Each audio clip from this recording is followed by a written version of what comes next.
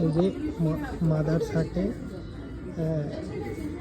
রেস্টুরেন্টে খাবার খেতে এসে এই যে বিদেশ নয়, দেশ নয়, একদম নদিয়াতে রোবটে খাবার সার্ভ করছে।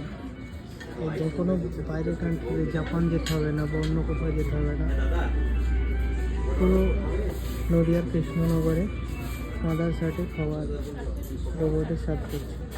আর এদিকে 50টার উপর পেজ মেনু কার্ডে, মেনু খুঁজে পাওয়া যাচ্ছিল যে কী অর্ডার করবে। হ্যাঁ, 50টা পেজে কী খাবো সেটা খুঁজে পাওয়া যাচ্ছে না। আর